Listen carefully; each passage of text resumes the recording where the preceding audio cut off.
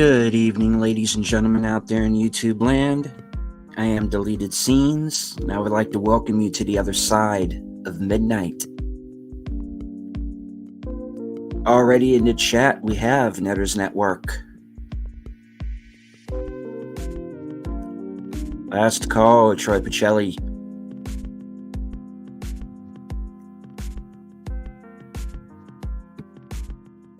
My Stockerazzi. Lady of the Elements.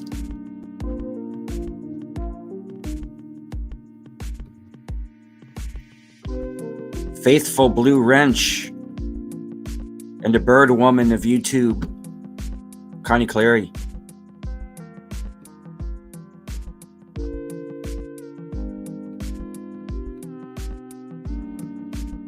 My co-host tomorrow night for Mystery Movie Night at DeRigo broadcast, Sin's Corner.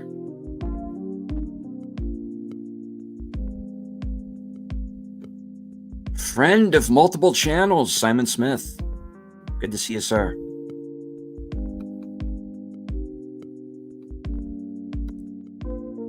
Coming to us from the future, Sashi.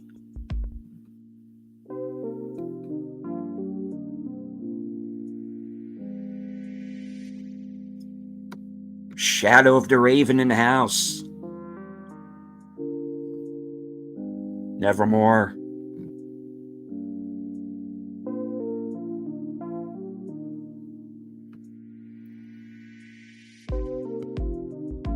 Believe it or not, this show has guests, and they are waiting backstage.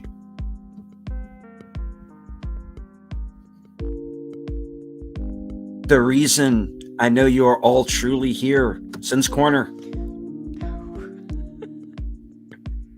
Hi, everyone. Some last Pacelli something. That guy. Something dark side. I don't know. You have me around to humor me, but I can say that I do know that is why Netter is here, because Sin is here. Aww. All right. And, speak of the devil, Netter. There you go.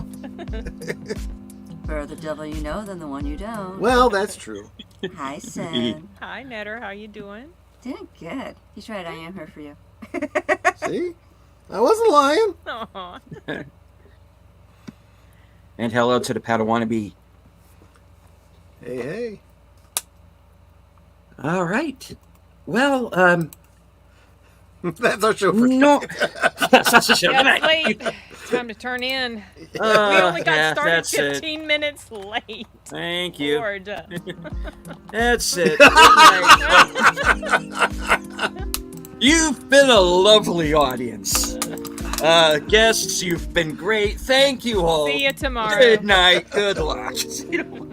Well, that's right. It would be tomorrow for you guys, right? Because of the Mystery Monday movie. Yes. Monday It mystery. is. Yeah, and there's another one already 2 weeks after that. But I can't buy the tickets yet because it hasn't opened up for my theater yet. Do those things ever sell out?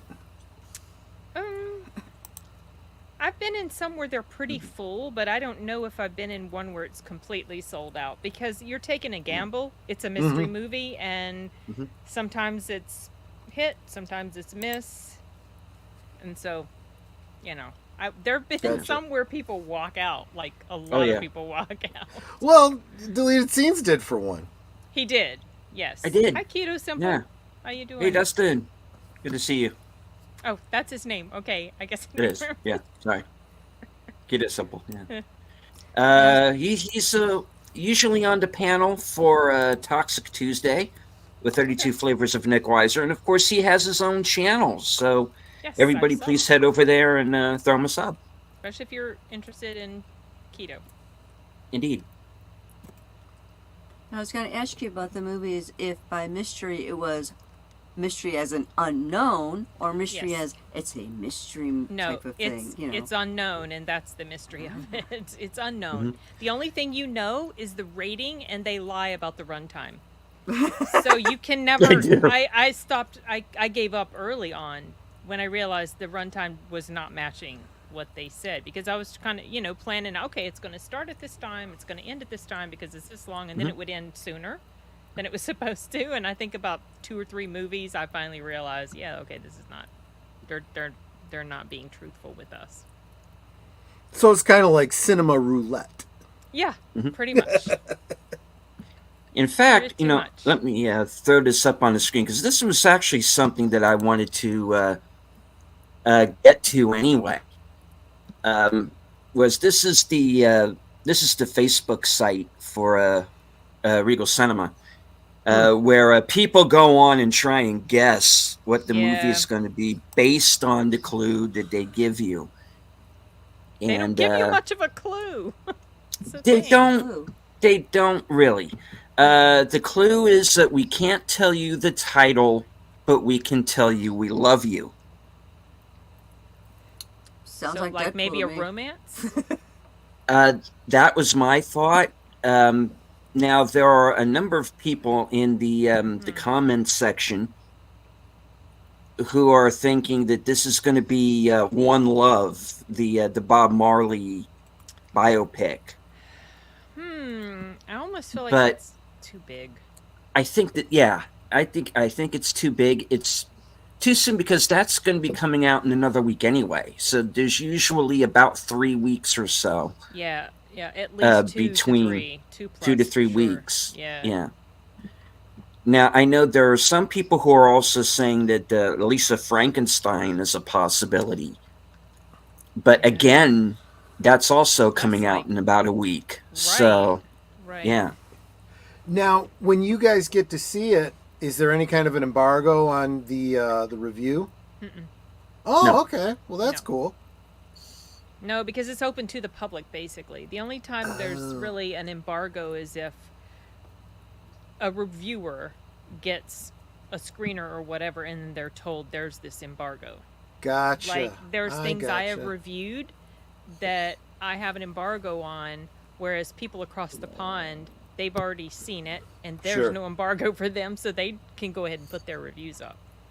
So. Yeah. Okay, cool. I still think it's a cool concept, though. It's like, see a different movie, like, every week, and you don't know what it's going to be. Yeah, Cinemark used to do a mystery movie, but it was older films. With Regal, and they were truthful about the runtime, and they gave clues that made it very easy, or easy-ish to guess. But with Regal, what's cool about the Regal Mystery Movie Monday is that it's advanced screeners. It's not, films that have already been released or are a few years old. So I think I was most excited when they played Talk to Me and then American Fiction. I was really excited about those two. Yeah, I got to see The Devil Wears Prada as a preview before anyone else. Oh, wow. Cool. Yeah, they have... And hello to Bush McFadden. Yep. They have screeners. So I went to an Argyle screening before it came out, and that was open to the public, first come, first serve. So, yeah, that was interesting. Shadow the Raven says, last thing she said to me was get out. I see what you did there. I got that reference. Okay. Good one. But yeah, one funny thing that's said right here in the is One Love is an hour and 44 minutes. The mystery movie is 2 hours long. You see, that's the thing. You can't go by the time. Yeah, and they don't know. So a lot of times I go in there and I just say, you can't go by this. You can't go by this. You can't go by this.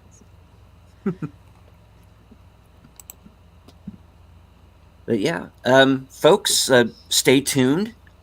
Tomorrow night, 10 p.m., assuming the movie doesn't go over.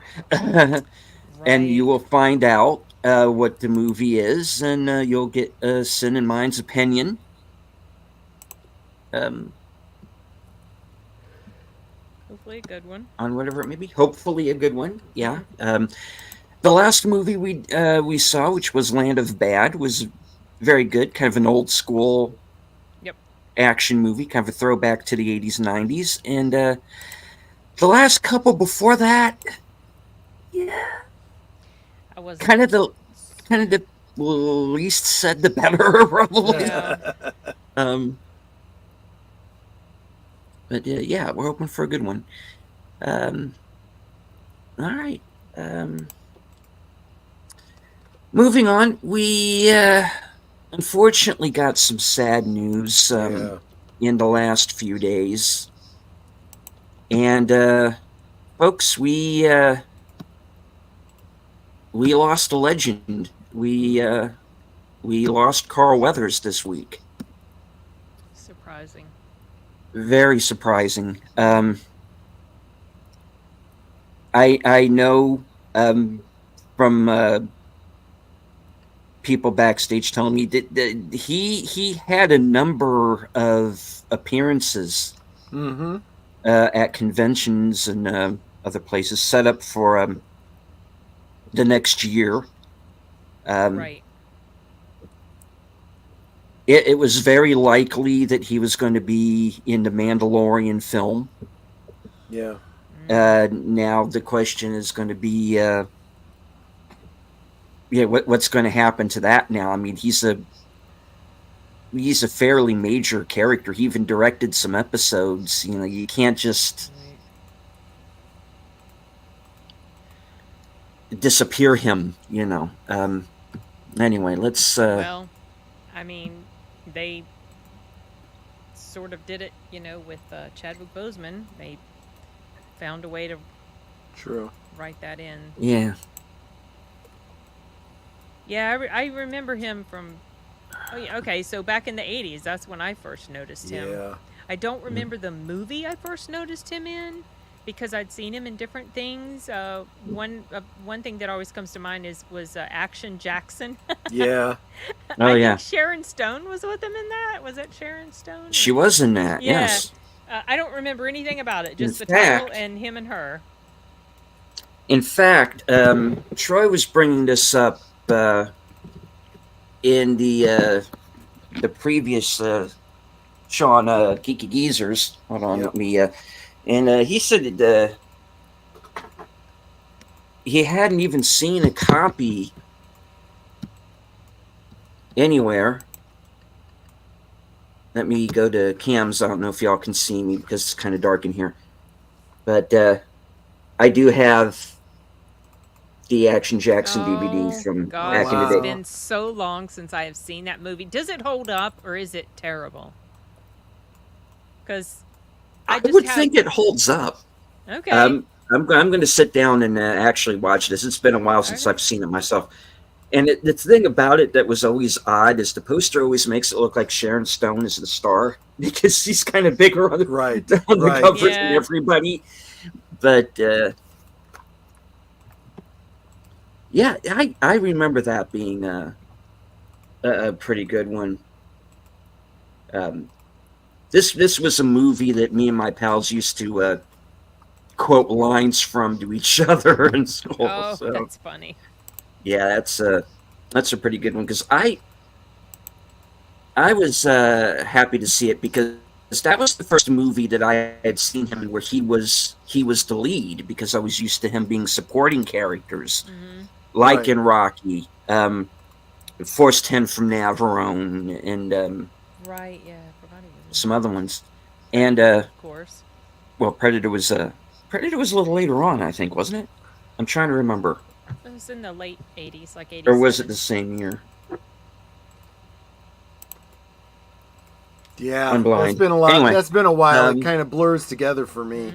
It does. You know, I guess I'm getting to the point to where I'm having trouble remembering which movie came first. Yeah.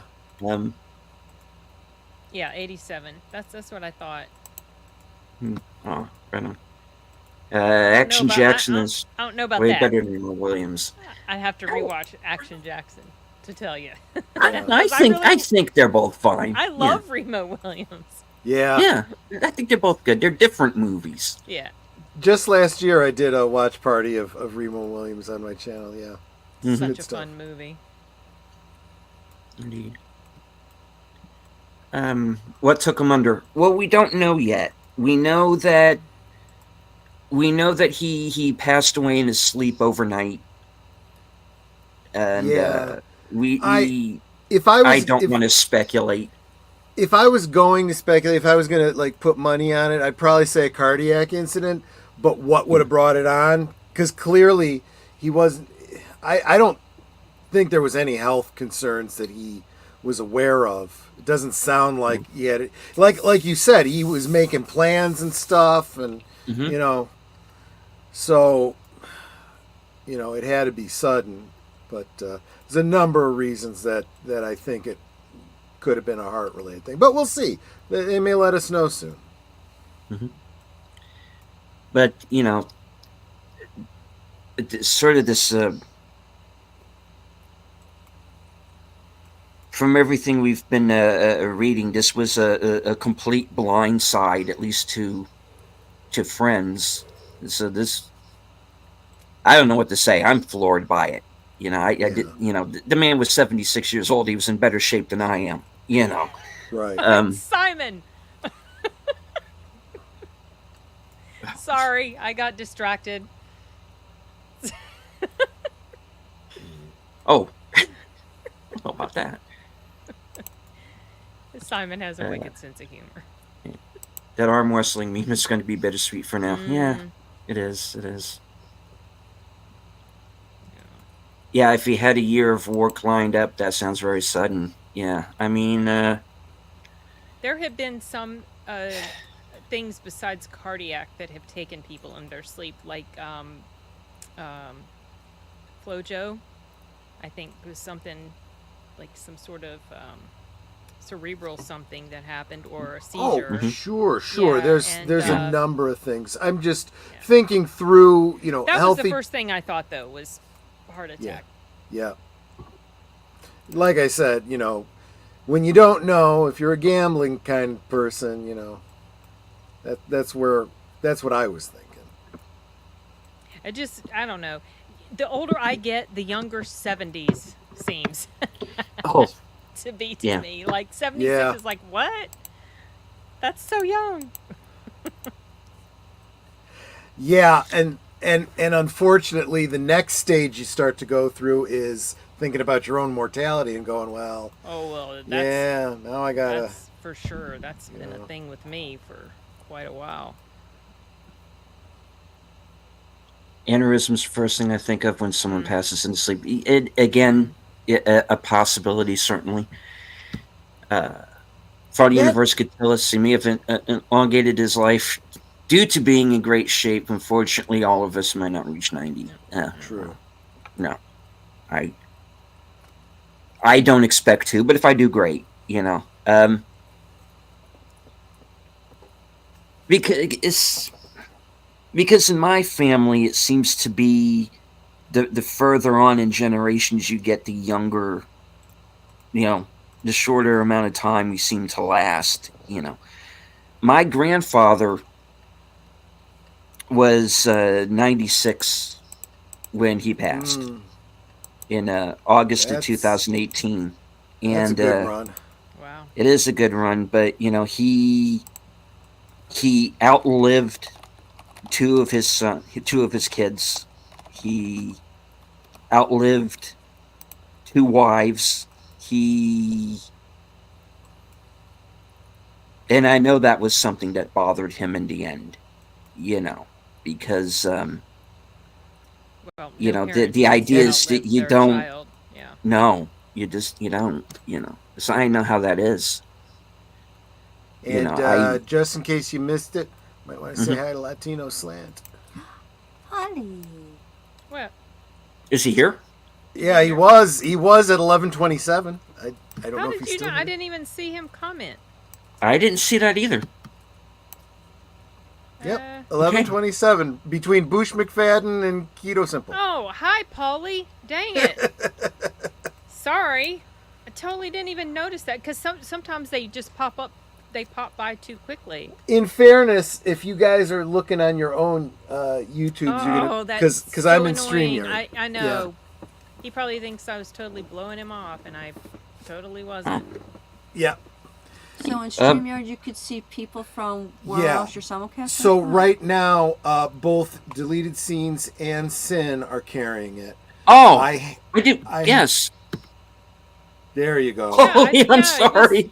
It was so the comments that come over from my channel are mixed in with the comments that show up on Deleteds. Yes, mine too. Yeah, and sometimes they just go so quickly that I miss some of them. So I do try to keep an eye on that, but I'm also trying to keep an eye on my Rumble. So well, that's sorry, okay. Polly. I'm keeping an eye on the StreamYard so that so we know, like Monkey Jeebus, who just jumped in. Yeah, Monkey Jeebus is with us. Can't Baby Yoda just hand thing and bring him back to life. Yeah. Well, which like he did in the show, basically. Yeah. Yeah. Yeah. And unfortunately, we don't have anybody who can do the hand thing and do that. Maybe we need the Wonder Ray. Maybe. Isn't that a Sith power? You know, bringing back the dead. Oh, yeah, it is actually. Yeah, according to some stuff that was talked about in episode 3. Yeah. The tragedy of Darth Plagueis.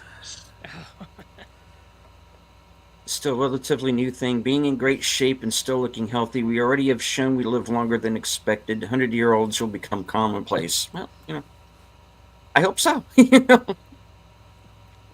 Yes, Sashi, when you comment on...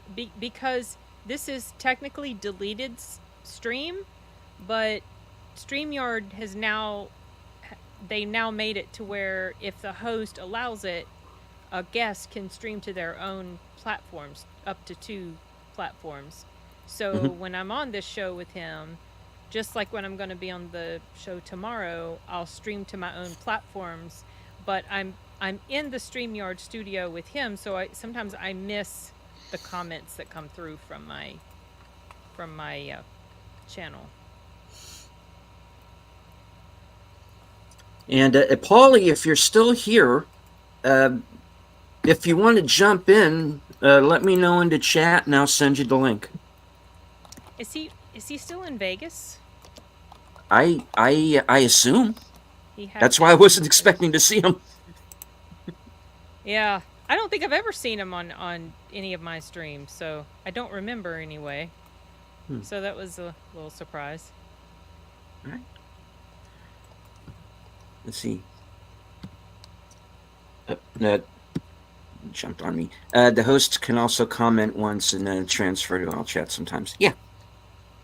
Oh, and I discovered something interesting because Mm-hmm. I had done the simulcast whatever on the New Year's Eve one. If you want, at least on my version of it, I can do transcript, and so everything that we said is then typed in on the side, like like the chat, but instead of us having to listen, it's actually written there, which I thought was kind of cool. That's neat. Vegas is only 3 hours away. Unfortunately, it's not only 3 hours away from me. Yeah, depends where you are. I would go. What was it that you brought up earlier, Sin? Dragon Con? Yes, Dragon Con in Atlanta. So Chris Gore is Atlanta. coming, and yes, it's in Atlanta, Georgia, and I'm trying to talk Polly into coming, but I don't know if he will. So when's it going to be? To meet him. It's at the end of August. It's like the last weekend in August, leading into the first part of September. So that was when I met Chris last year. And it's like a sci-fi fantasy type of con, but there's different actors that come and a bunch of authors that come. It's a very author-centric type of con as well. Right? I would guess not, Sashi. No. Well, he is ahead of us. He may already be there. No, he's not that far ahead of us. Yeah.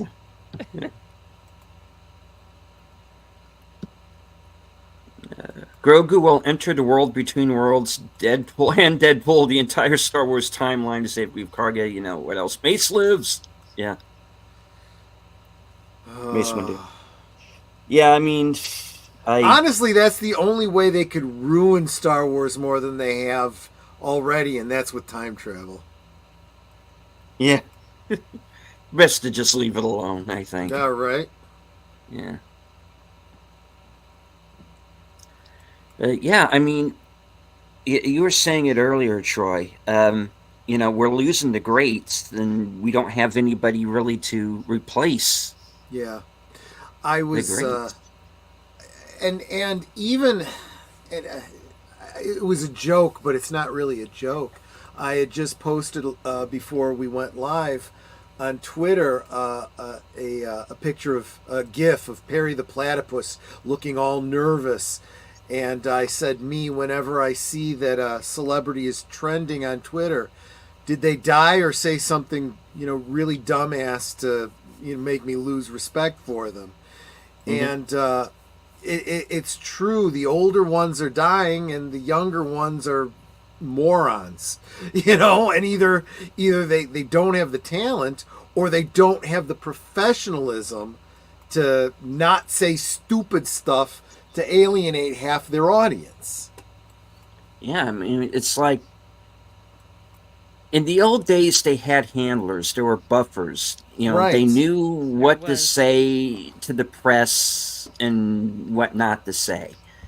You know, In they in knew. fairness to that, though, I think that they Yeah, still have handlers, but their handlers now are pushing the DEI that's being pushed by the studios. So they're getting told to say this stupid stuff. yeah, Yeah, well, definitely their presence on social media has removed some of that distance between them and the fans, so they do tend to uh, open their mouth a bit too much about You stuff are on social media. 100% right, Sin, and that Yeah, is that's a what we're mixed finding. bag because there is a positive side to that if you know how to use social media and you know how to be charismatic. You can create this feeling that your fans feel closer to you as long Mm-hmm. as you don't do stupid stuff that pushes them away. Right. hmm Sashi, I think I don't know what he did as far as that publicly, but um, I I don't get the feeling that he was in agreement with what happened. Yeah, no, it was hmm very clear that he wasn't happy about it, but he didn't really go out on a limb so Yeah, as to get most himself people, pretty alienated. much nobody did hmm for her. In fact, that is something that I wanted to bring up here very quickly. Was actually Gina's statement on Twitter. Let me Yeah, I saw that. locate that I real I quick. didn't. Let's see. All right. Here, let me give it to the channel. She says, hearing the news of Carl Weathers passing today is shocking. I'm going to struggle through these words. I was so looking forward to giving Carl the biggest hug at one of these Yeah. fan expos I heard we were both going to be at this year. I looked forward to that reunion. Hmm. Carl called me directly after I was fired.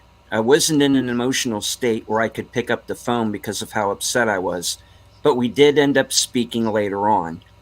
He was gentle and encouraging and didn't want me to give up. He was letting me know that he wasn't throwing me away. He was trying to keep my hope alive in what seemed like a quite hopeless scenario.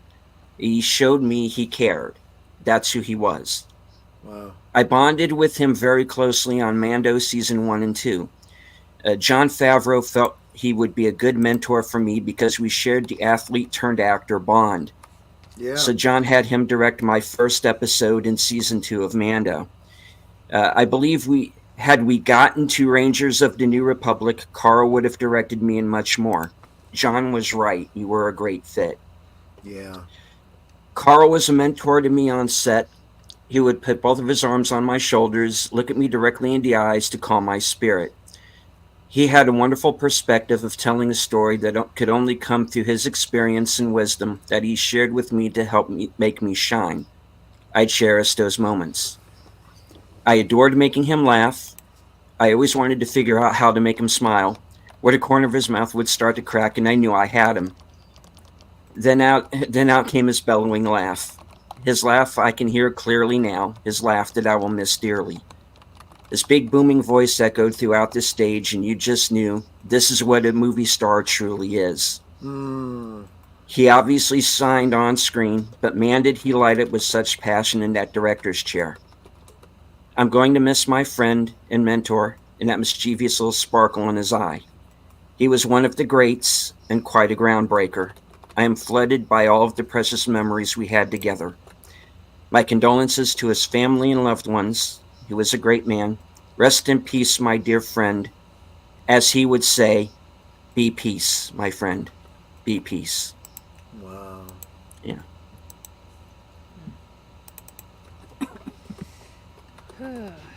Yeah. He's going to be missed greatly. All right. To chat. Okay, yeah. If you don't make it through the rest of the show, Lady V, good night. Yep. Honestly, Gina may have had a great sparring session with Carl. Would have been fun on screen. Right? Yeah. Oh my gosh, no kidding. Yeah. I still really want a Cara Dune action figure. Yeah, the only two action figures I would have from any of the Disney movies would be his and hers. Did Hands they down. never make one for her? They at did. all? Oh, they did. It was hard to get because Yeah. it was only out for a little while, and then they took it off the market. After she was fired. Yep. You got that for me, didn't you? I know I have at least one here. I don't know if I have it in package because I got at least one, maybe two, when it came up on Tungori, which you're getting a loose figure when you get it there. But I think I've got one on card somewhere. And hello to Emotionally Unstable Amphibian. When Gina was fired, everybody stuck their Cara Dune figures on eBay and were selling for a fortune at first. Now they're just too pricey. Yeah. Says they average about $40.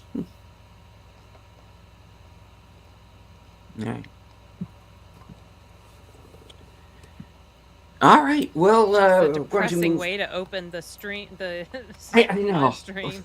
But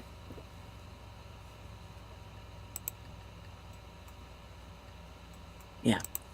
But we're going to move on to a subject that might be a little less depressing.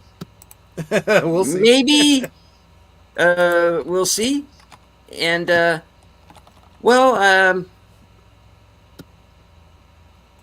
we have a certain book series. Oh. I'm gonna have some fun with this yes, one. I forgot this was going to be one. Which is yet to be finished. And the author of said book series, one George R.R. Martin, has some people that he wishes to blame for the book series that he's writing not being finished yet. Hint. Everyone but himself. But himself. Right, right. Yes. Okay.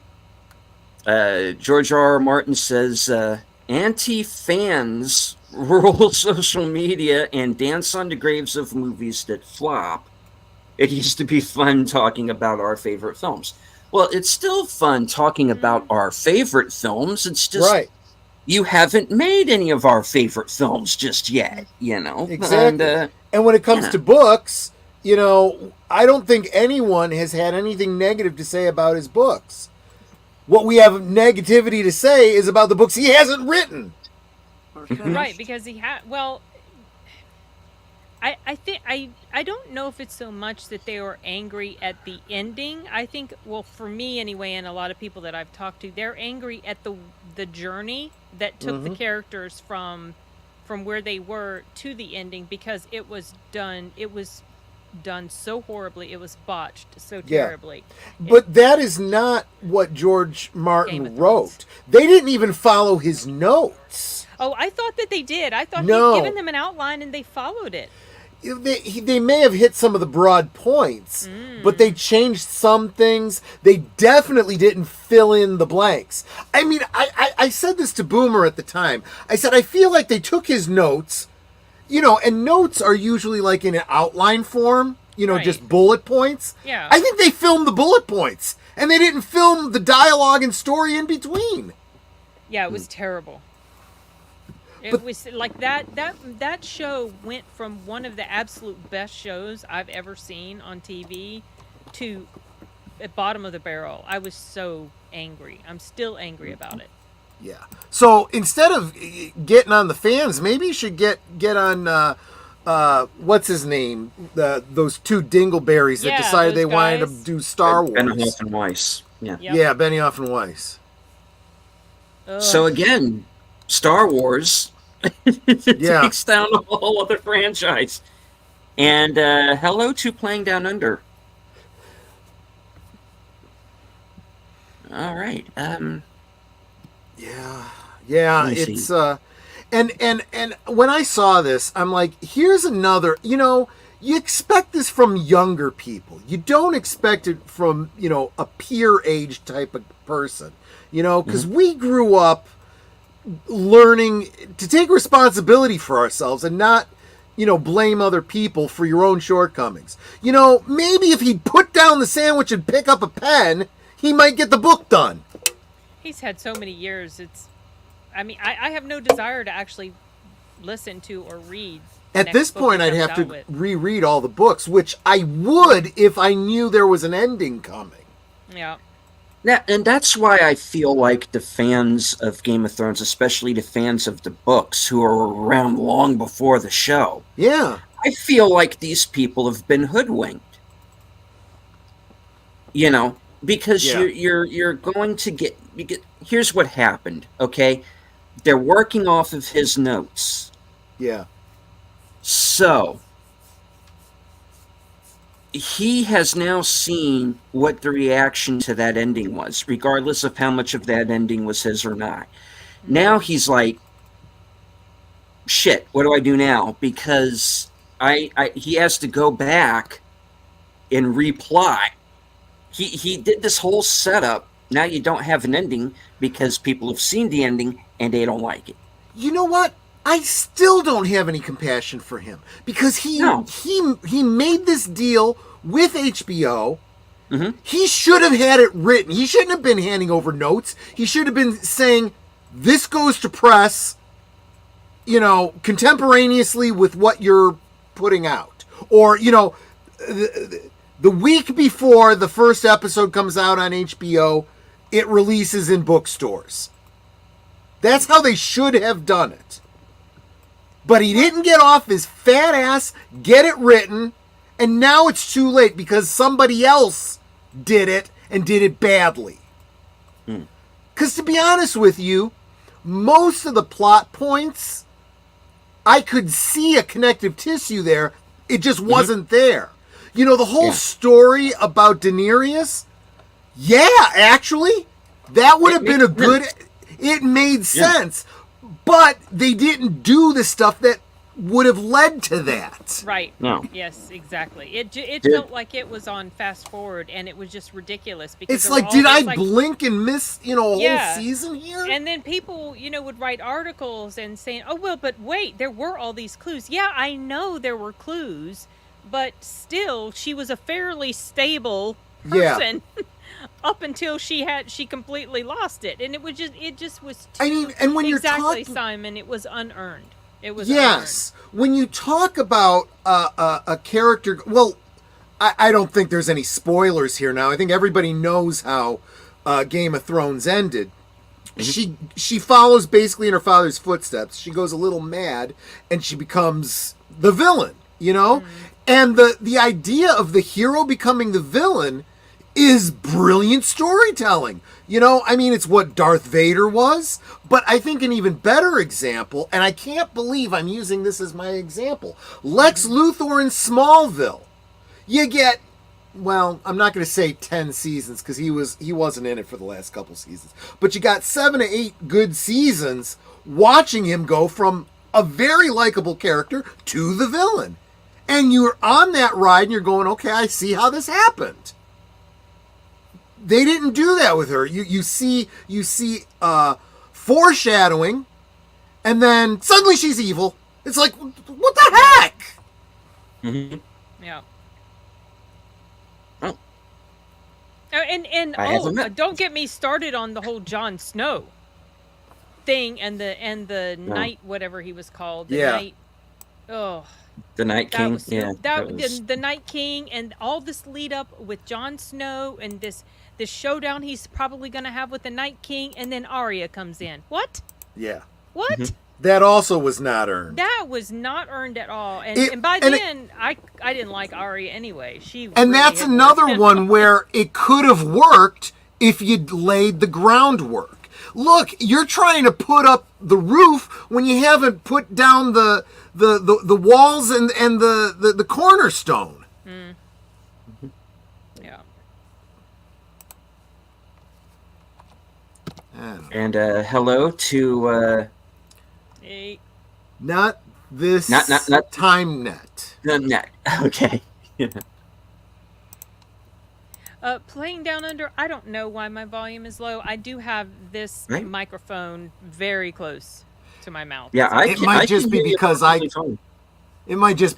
so loud. I get animated, and then Well, maybe your mic is a little hot, but my mic's volume is set at 100%, so I don't know what I can do to boost it right now anymore. Fabian says, I bought all the books when the show ended. When I realized the Song of Ice and Fire series would not be concluded, couldn't be asked to read them, and gave them all to my local charity shop. Yeah, I mean, I'm not going to read them either, you know? Oh, I listen to them. They're very long. Yeah. Very, very, very long. They are. What I love about them is kind of that they're long. They're long, but there is so much. There's a lot. I almost feel like this story ran away from him. I feel like he lost control of it and doesn't know what to do with it, or he's just lost the motivation for it and doesn't have really the desire to finish it. That's that might be, but what he did right was a master class in world building. It really is. There is a lot there. And then he goes and he does these prequels that are fine, but so unnecessary because he's telling stories that are, you can kind of imagine yourself from what's already told. They didn't need to be told. I would even say the same thing about this current, what is the one that's going now, the prequel series? House of the Dragon? Yeah. House of the Dragon. Something like that. Yeah. Which I haven't seen a single episode of. Me either. But it didn't need to be told. Prequels usually don't need to be told, especially when you've done such a thorough job in the books you've written so far. You just need to finish. This is going to be his legacy. Is going to be a botched ending to the HBO series. And it's his own fault because he got lazy and left it to someone else to do. Mm-hmm. That's his legacy. And it's... What year did Book 5 come out? It's what? 2009? 7? Something... Long time ago. It was been a while. Forever. Yeah. Well, I think like... I mean, what I don't get... So, I'm sorry, Nether, go ahead. I was going to say, I think what's been said about him just losing the motivation because he lost control of it and now he just doesn't want to deal with it anymore is probably pretty spot on. Mm-hmm. 2008 was Dance with Dragons. And the irony is the next book is The Winds of Winter. So now the saying needs to be winter is never coming. Mm-mm. Winter is never freaking coming. Just give Chat GPT. Yeah, did you see where Chat GPT did the next two books? No, I didn't. Yeah, they did. Oh yeah, no, God. that's not a joke. That really did happen. Oh my. It wasn't great, but it wasn't bad. Wow. GPT and pay script doctor to edit it. Yeah, Yeah. Oh God, it would actually be amazing. he could have come up with a better ending. He would have come up with a great ending, but Yeah. I think he's the type who would be like, oh damn, okay, wait, I got to go back and reread all those books, pour through the wikis, make a bunch of notes. See, anyone coming along and doing this now would have to put that kind of work in. It would be a labor of years. Oh yeah. Yeah. No, You know, making excuses and blaming everybody else. And it's like, you know what? You've already made too damn much money to be a whiny baby about it now. So what does he actually say in here? I've only seen sort of like summaries or headlines like this. What does he specifically say as far as Right. why he's not doing or All right. hasn't? Let me read through this part of it. George R. R. Martin wrote a bleak new post on his personal blog in which he shared that he had no interest reflecting on the last year because it was such a nightmare. From war in Ukraine and Gaza to hate rising across America, Jesus, I can go on all day. Yeah, what about does that. this have to do with you writing a damn book? You're not nothing. fighting in these wars. Yeah, I thought Biden was supposed to make everything better. Anyway, All of us have had to continue going to work and doing our jobs. Yeah.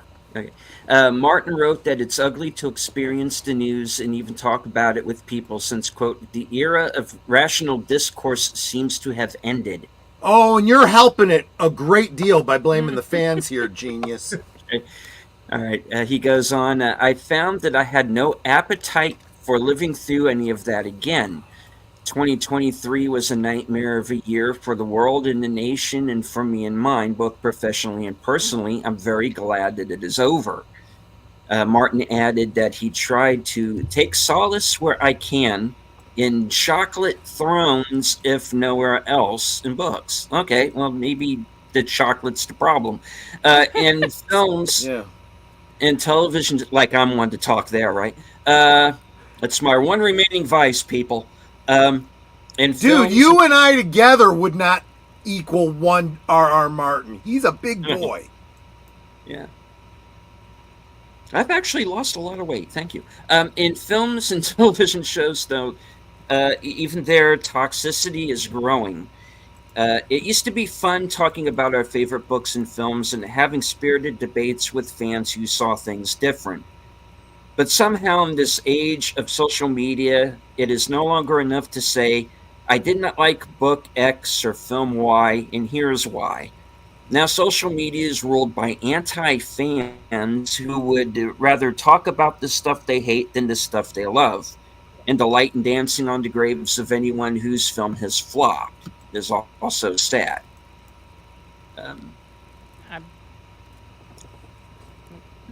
Okay. Basically what he said there. The article goes on, Martin knows a thing or two about contending with anti-fans. On social media, given the extreme backlash that met the final season of HBO's Game of Thrones, which is based off his ongoing book series. The author is also involved in the prequel series House of the Dragon, confirming in December that he got to screen the first 2 episodes of the upcoming new season. I am hardly objective when talking about anything based on my own work, but I have to say I thought both episodes were just great, Martin wrote to his fans at the time. Dark, mind you, very dark. They may make you cry. I did not cry myself, but one of my friends did. Powerful, emotional, gut-wrenching, heart-rending. Just the sort of thing I like. What can I say? I was weaned on Shakespeare and I love the tragedies, and the history plays best of all. Yeah. I don't think his real fans would have a problem with that perspective. You know, you expect these characters to die. You know, we're how many books in, and yeah, a lot of our favorite characters have died horribly, but we still want to see what happens. You know, it's like that line from Peter Pan when the Lost Boys want Wendy. You know, tell us this. You know how this story ended. How did that story end? Tell us the ending of Hamlet. Well, Prince Hamlet died, and Ophelia died, and the king died, but the rest lived happily ever after. Mm-hmm. Yeah, it's like Game of Thrones is one of those films that was billed as "don't get attached to anyone." Yeah, exactly. That's true. But basically, actually, he's not really tying this at all to the reason why he hasn't. Like, he's not saying anything about his writing here. So No. he's not really even giving us. He's just basically lamenting. He's giving cheap, pointless excuses. Basically, the reality is he's too damn lazy, and He's never going to finish it. he's not going to do it. So he's just going to blame everybody, but take no responsibility himself. Yeah, thanks. Yes. Such. Damn it. Okay. Yeah. No, I'm surprised he hasn't tried blaming Trump at this point. Everyone else. He's Yeah, blamed that's everyone coming. else, you know? And hello, pop culture well. curator. Long time no see. Glad to see you. Sweetie. Been a while. I mean, I think he should just come out and say, I'm not going to finish the series, instead of dragging people along, which he's been doing for 10 plus years. And hello, lemon pie.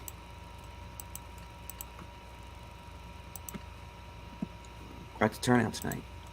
All right. Yeah, it's like I said. I feel sorry for the Game of Thrones fans. You got hoodwinked on this, kids. It's not going to finish. It's not going to be finished. Not by George R. R. Martin anyway. I personally, I think what he should do is just, choose a successor. Get Brandon Sanderson or somebody in here to come in and finish it. And I do wonder if something, because, Bush said it. We were all thinking it, but he said it. He's not going to be around much longer, I mean, he's not a young man. No. And he is by no means anywhere near as apparently healthy as Carl Weathers was. So, what happens to the rights on that? Can someone else finish it? Yeah. It depends who would administer his estate and say, yeah, we still want money. If someone wants to write it, you can write it, But Bush and I are definitely on the same wavelength here because we both brought up Brandon Sanderson.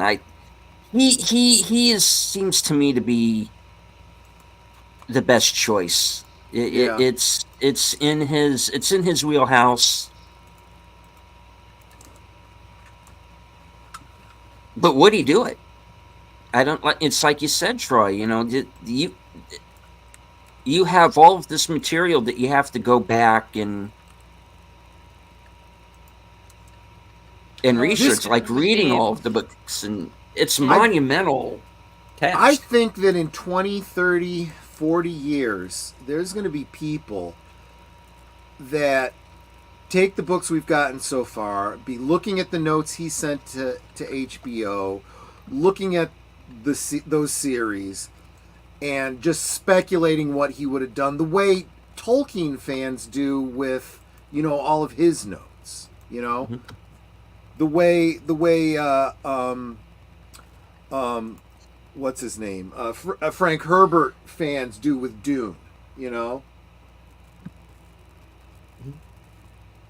The problem is, what's so terrible is they did all the writing they could do up to the day they died. He quit years ago. Yeah. He quit 2 decades ago. Did I do my maths right? Not quite. Little less than, almost 2 decades if you round. But, Like what, 16 years? This 2008? Yeah. Yeah, so almost 2 decades. Well, we're not going to see it in 4 years, so it will be 2 decades soon. That's true. But my point, curator, and I think Bush's point too, is I don't think that we care if it gets finished by the original author, as long as it gets finished eventually. Yeah. I mean, that's why I'm saying if George R. R. Martin is at a point to where he cannot complete the book either because of writer's block or, which is also a possibility, maybe he's just out of ideas, either by writer's block or because he doesn't survive to finish it. Bring somebody in who's in the know, who's aware of where Martin does want to go with the story, and bring that person in and complete it. Bring in a Brandon Sanderson or anybody, you know. I mean, so I that's a, get you get an unknown that we haven't seen and give them a shot at it. You know, it's. Bush is saying Robert Jordan had 13 books planned out. Martin has 2 to go. Brandon Sanderson could read the books and the notes and complete it. I think he could. Yeah. A good author that is willing to put in the effort absolutely could. Mm-hmm.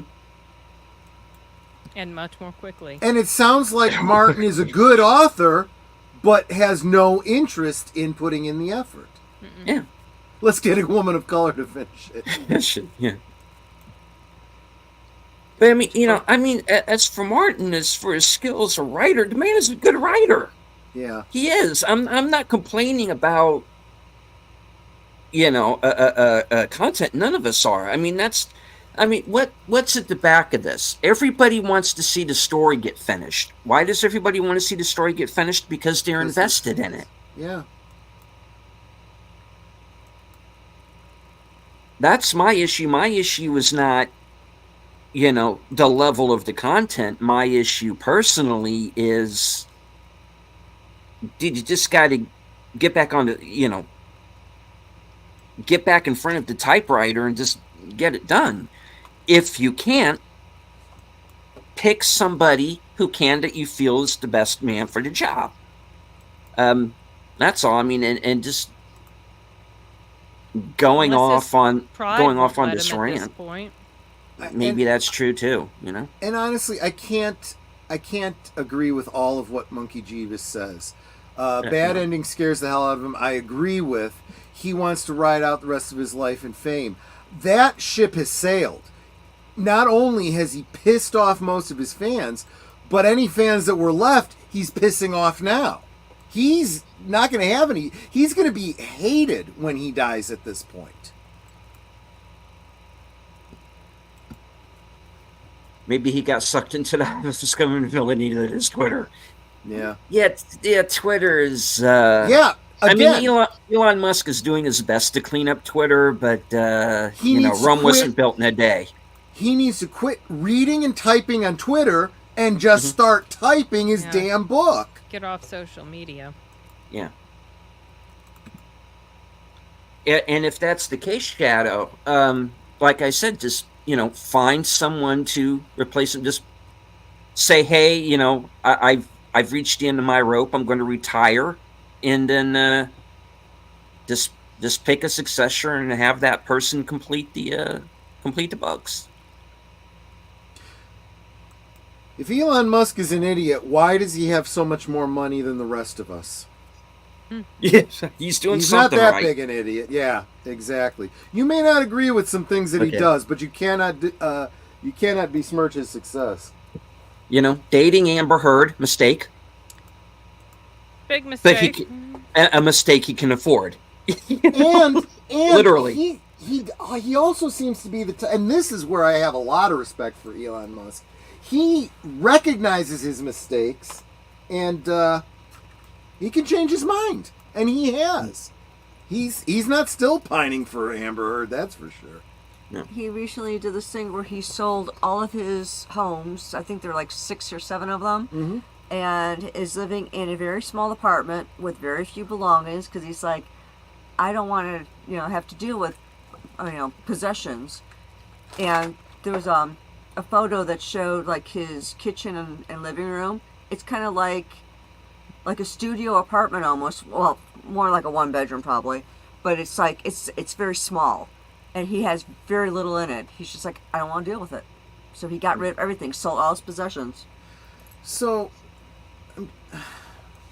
I'm thinking through what Simon said here. Simon says, no, I'm sorry.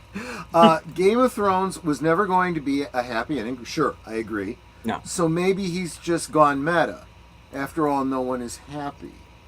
Oh, I see what you're saying. Okay, yeah. Okay. Yeah, that's a good point.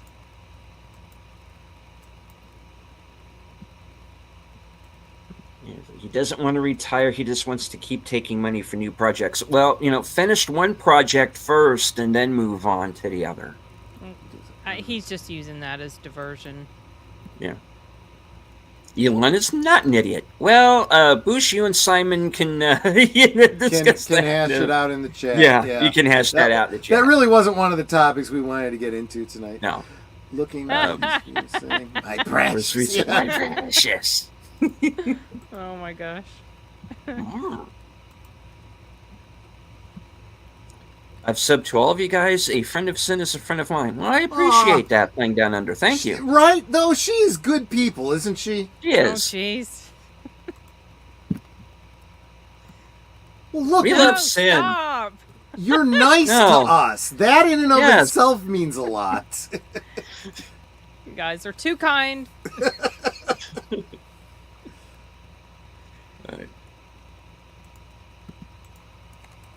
I've I'm an never idiot and I'd seen be rich Elon dancing. if my so- dad reached an emerald, allowing me to invest in PayPal just the right time. Yeah, I mean, it takes money to make money, and you definitely have an advantage if you come from a family that's got money. But, I mean, there's Elon Musk, who takes his dad's money and invests it in companies that make billions of dollars, and then there's, Hunter Biden. Yeah. So, Fabian's, I doubt Melanie Mack would get away with half of what she posts if Elon hadn't bought it. Yeah, probably the same for That's me, true. too. Who is Melanie Mack? Melanie Mack go boom. She's a YouTube. Well, she didn't start on YouTube. She started on Twitch, didn't she? But anyway, she started out as a gamer. I guess they call them gamer girls, and now she's doing more like commentary on YouTube and stuff. And she's a real little cutie. She really is. Yeah, she's good people, but I think she tends to be on the more conservative side of the political spectrum, and she couldn't get away with saying some of the things she says if it was the old Twitter Yeah. or fascist book. Oh, female. This is a female Howard Stern. Well, she's Oh, much boy. better I think looking than that's- Howard Stern. I think that's a bit of an exaggeration, but yeah, okay. a bit. Yeah. I don't think. Well, I've I ever- remember Howard Stern in the early days, and he was blue. I can't think of anything. Sorry. Melanie- It's like I actually pulled my earphones out so there's noise. So Oh, okay. Sorry. I don't think Melanie Mack has ever said anything that was that bad. Yes, she really is pretty. She is. Just don't mention Sasquatch in front of sin, okay? I love that word. It tickles me. My brother Matt is obsessed with Sasquatch. He's got a thing on his bumper sticker that says believer and a little silhouette of Sasquatch. But that word cracks me up, y'all. I don't know So- what it is about that word, but it's so funny to me. Sasquatch. It's the word Sasquatch, not the idea of Bigfoot. No, the word Sasquatch tickles me. It's just Okay. funny to me. I don't know. It is kind of a weird word. It's, yeah, I it's get it. weird. Did you see a Sasquatch today? Yeah. No, little things tickle me, especially when it's late at night. Well, good. That's a receptive audience to the humor, I guess. Indeed. All right. Nobody likes the word moist playing down under. What is this with I've heard, so I watch a channel called the Keto Twins, and they've talked before about, they make these recipes and they'll describe it and they'll use the word moist, and they were saying how they found out that like moist is like one of the most hated words. Why? I don't understand why. I don't The either. I don't have an Sasquatch. issue with it. It's don't it, know. it's one of those words, and I'm drawing a blank. My vocabulary is escaping me, but words that sound like what they describe, like moist sounds moist, and usually when you think of things that are moist, outside of things like a cake, or things that are supposed to be moist, sometimes moist is kind of gross. So I think people have Maybe. visceral I guess. reactions to moist. And it's also one of those words when you say it over and over again, it starts to lose all meaning. Moist, moist, moist, moist, moist, moist. Oh gosh. Yes, onomatopoeia. Thank you, Simon. Yes, that was the word I was looking for. And Bush got it. Yep, yep. Okay. Like a moist Doesn't Duncan diaper. Hines have Ew. moist cake? They do have moist cake. They do. No? The word Sasquatch is believed to be an angelicization of the Salish word Sasquatch, I guess. Sasquatch. What? Okay. Meaning wild man or hairy man. J.W. Yep. Burns coined the term in the 1930s. And so Okay. you know where the Salish are from, right? Deleted scenes? What region of the what's now the United States? Should I? Yes, Twin Peaks. Oh. That Washington Oh. Northwest area. Oh, okay. The Great Northern. The real name of the location that was filmed is the Salish Lodge. Oh, interesting. Right on. Mm-hmm. You learn something new every day. You guys will never forget that now. And well, he knows the Twin Peaks super fan. Every week I'm telling him about the filming locations and such. Been in your And guys' hello, banter, Lester. watching classic The Water Boy. That's some fine quality H2O. I'm hairy, so I can be an Asian Sasquatch. Well, don't let them see you. Okay. Salish are from Ruby Tuesdays. They got a really good Salish bar. Okay, everyone's getting punchy now. Yeah, no, it's, Oh, boy. yeah. All right. Moving on to our next topic, and that is Argyle. And the mixed reviews that it seems to be getting now. Yeah, Sin, very mixed. you are the one on the panelist who has seen Argyle, and did. what was your opinion on that film?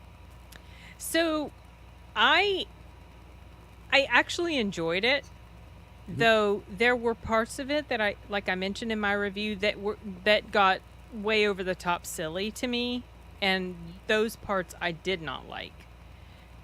I rated it 3.25 out of 5 on Letterboxd, which is 6.5. That might be a little bit too generous, but it was fun at the time, even though some stuff was stupid. And the crowd in the theater, because it was an advanced screener, they were pretty excited, and there was a lot of laughter because there were several comedic moments. Oh yeah, I'm looking forward to that, Carl. Absolutely.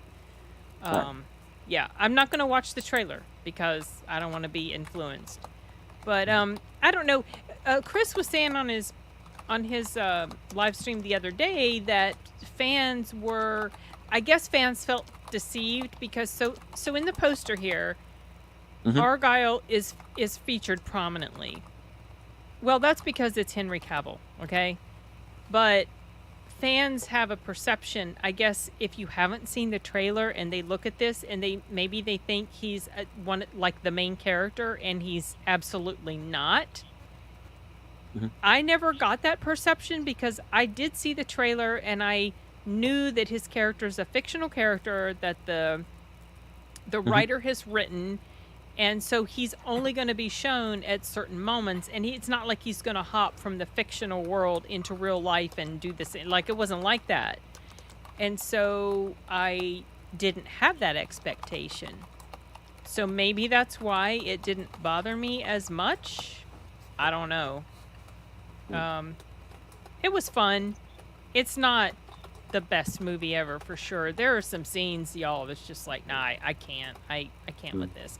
And I mentioned in my review there was a security guy there, and I talked with him a little bit after, because he was waiting for everybody to get out of the theater, because he had to, because security, whatever, because it was a screener. And I was talking with him about it, and he was saying, well, we're British, so we like this crazy, goofy stuff. I mean, I don't know. Maybe. It didn't bother him. He enjoyed it, but I could have done without some of those scenes. They were a bit cringe. I will second that. I kind of get the British humor. I mean, think about it. Just think about the two Ronnies, or think about Monty Python, stuff like that. You know, sometimes it's just, you know, it's but just the goofy silly. in here doesn't. I mean, so yeah, I haven't seen Monty Python, and I have no interest in seeing it, but I've seen some clips of it. I feel like the goofy in there is a bit different from the goofy in here. It just felt. I get you. I mean, there's a scene. Okay, there's a scene where they're trapped in this room, and there's a bunch of oil flooding the room, and she puts knives on her boots and ice skates on the oil. No. It doesn't work. No. And she's doing all these ice skating things with the machine gun and shooting everybody while she's doing the... What is it they call that? The spin that they do where they go down, they squat down on one leg and they're spinning and she's shooting. No. That didn't work for me because while I know this was a comedy, I didn't... Like, up until those sorts of moments, it didn't come across as utterly goofy type of that sort of comedy. And it looks like this bilge person is saying something very similar, because Vaughn never drops his fantastical cartoonish style. Reality ceases to have any true meaning within the context of the film. He keeps trying to up the stakes even as what we're watching becomes less and less consequential. Yep. And I've kind of gotten that from other reviewers that I've heard say it's a weird mix of some serious and some completely off-the-wall bizarre that doesn't seem to fit. Right. That it wasn't enough to ruin it for me on that first viewing, just because it was fun enough up until those moments. But when these moments and those moments happened more towards the end of the movie, it wasn't like it was stuff that was heavy at the beginning. So I'm with it. And at first, like the first half, it's like, okay, it's all right. It's interesting. It's not, it's not terrible. And there's this little twist that happens, and I thought it was quite interesting. And then some other stuff you find out, I was like, okay, that's really interesting. And then from there, it just proceeds to get more and more ridiculous with some of the stuff that happens, and some situations that Bryce Dallas Howard gets herself involved in. It's not convincing to me. She does not convince me in this role that she's playing in some of the scenes. Are they still talking about that? About him playing the Highlander? Yes, that's what I... Yeah. Yes, I thought it was a thing. Is it It is. not a for sure? Oh, I don't know. Okay. They've been talking about it for so long. I thought it wasn't happening. My understanding was that it's shot. Oh, okay. No, I hadn't heard that. Yeah. Okay. But I That guess would be cool if that's true. We'll see. But I'm really looking forward to that Guy Ritchie one, y'all. I just have I have a good feeling about that.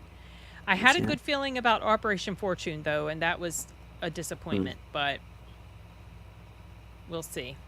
Amphibian, I actually haven't seen the trailer yet, but but what little bit I do know about the movie, I am getting an Inglourious Bastards vibe. So I hope it's that good. Well, it's Guy Ritchie. For the most part, I enjoy his films. Not all of them land, but I mean, I love The Covenant. So The Covenant was a Guy Ritchie. There were two that came out last year. One was a no, not really, and then The Covenant was my number one. So hopefully. No, Has anyone watched the Monkey Man trailer? Haven't seen that. No, I haven't. Yeah, Dev Patel. Yeah. I'm shying away from trailers these days more than ever because there's just way too much that they show. But I have heard a comparison. Okay, this is what I've heard this movie billed as: Indy and John Wick. Hmm. That's not a compliment to me, y'all. That's a Yeah. little bit of a turn off. Yes. So I don't know. I will probably watch it, but hopefully it will be better than John Wick 3 and 4, at least. Whereas I like John Wick, and therefore I am all for anything being compared to John Wick. I guess if you like the ludicrousness of 3 and 4, and this matches that, you might enjoy that. Though I have to tell you, with 4, I mean, I did like the movie, but it is my least favorite of the movies. Oh, that movie made me mad. Because I felt like it was 2 story ideas mashed together. That was my main issue with it. That's not why I was mad at the movie, but no. I had a lot of issues with that movie. So I don't know. We'll see. That's but fine. Monkey Man looks. We'll see. I mean, I'll check it out. I don't remember when it's supposed to come out. Mikey says, "Oh, did somebody leave us?" Someone on my channel is taking off. Oh. Okay. Sounds time. Not this time. Net. Good night. Thank you for joining the show. Sashi agrees with you. Says 3 and 4 weren't great. Yeah, it went downhill after 2. We haven't even gotten to 2 yet, so we can't really say. 2 wasn't terrible. I didn't hate it, but when 3 came along, I was like, okay, I think I'm done. And then I had a brain fart moment and decided to go see 4, and I was pissed. Problem I is, was so angry. When you've gotten that far in, it's like, well, you feel like you want to continue. as a completist, shouldn't I kind of just see what's going on? I'm done. I'm now done. If there's any more that come out, I'm done. I'm not even interested in the Continental too much. Well, that one I'm willing to see for 2 reasons. One is because it's Winston's story, and I like that character. Yeah. I heard if you weren't crazy about 3 and 4, you might not like the Continental. So that's kind of why But if you like 3 and 4, you might really enjoy it. And it also has Mel Gibson as the villain. I think that might be fun seeing him play the villain too. He was gonna be in that. Yeah. Let's see. Mikey says, Guy Ritchie, Lock, Stock, and 2 Smoking Barrels, my personal best. That's a good one. Yeah. That's one of his early movies. Don't remember if I've seen that one yet. Yeah. Yeah, Statham's in that one too. And Statham's in quite a few of Vinny, these. He was Vinny in Operation Jones. Fortune. Yeah. Let's see. Shadow the Raven says, no way they can replace Clancy Brown as the Kurgan. I don't know who they got to play the Kurgan. So, well, wow. Yeah, Clancy Brown's going to be pretty tough to... I don't think he can be outdone. And who's playing Ramirez? Oh, yeah, that too.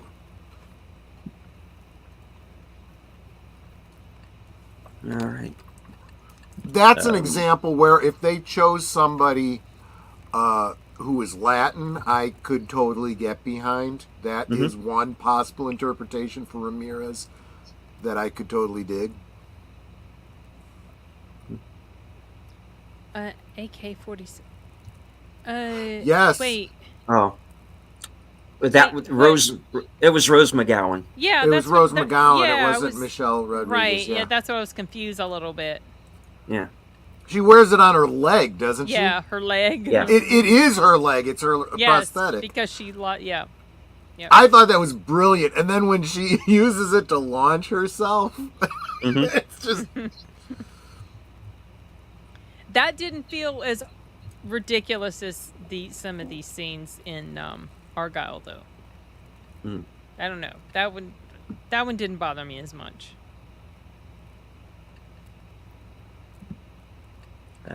Enjoyed 3 and 4, but not on the same level as the first two. No, with that I agree. No, I well, 3 was just over the top, and it was fun. And I was fine with it. Well, I mean, I even considered 3 at the time. I called it like a Marvel movie. That's what it kind of felt like. It was a little over the top.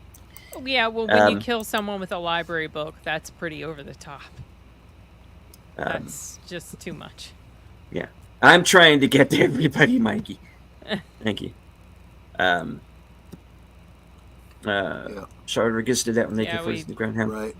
Yeah. Okay. He put that down twice. Okay. He said, "Okay, I repeated myself, Rose, not Michelle. Sorry." No, that's okay. That's fine. It's been a while since those movies. I like this one. I want to see Craig Ferguson as Ramirez. I can see that. I actually can. He could probably pull it off. Especially if he plays it with that competence, showing him how to fight and then making him look like a dingbat, That was some great training montage. It's been a bit since I saw the first Highlander. I almost wonder if I should rewatch it before this remake, if it ever shows You should up. rewatch it anyway. It's a great film. I love that film. Yeah, I enjoy it. I'm not in love with it. I don't hate it. I'm just not obsessed with it. I kind of am. I know. A lot of people are. I used to watch the TV show. I like that too. Yeah, I really fun. did. It was fun. Yeah. I mean, as long as, and see, the other thing, they have to go back and film it in Scotland too, because that is a big, the shots of like Eileen Donan Castle, and the bridge. I mean, that needs to be there. You would hope, they do that instead of go the route of green screen and VFX. Oh, Who's gosh. going to replace Queen? You don't. Oh gosh. Yeah, I think Banderas would make a good Ramirez. I can see that. Oh my gosh, yes, you're right. Oh, that's another great one. Yes. Yep.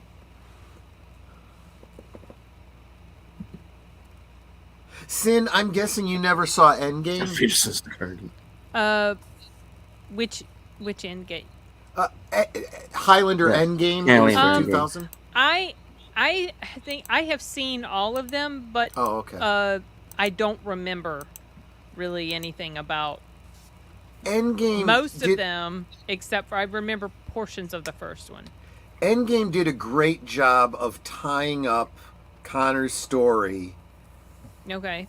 And in a way that there can be only one. It can't be both Connor and Duncan, so it's going to be Duncan.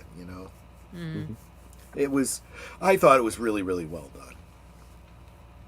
done. Although I think that's where they should have left it. Yeah.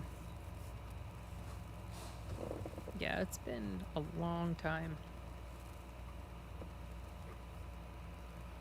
Pardon me a moment. I am consulting the scrolls. I'm trying to see if... As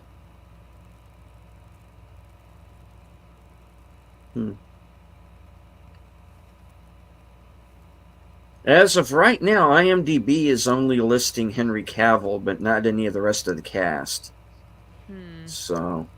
That implies to me because it's on we'll IMDb see. doesn't always mean No. accurate.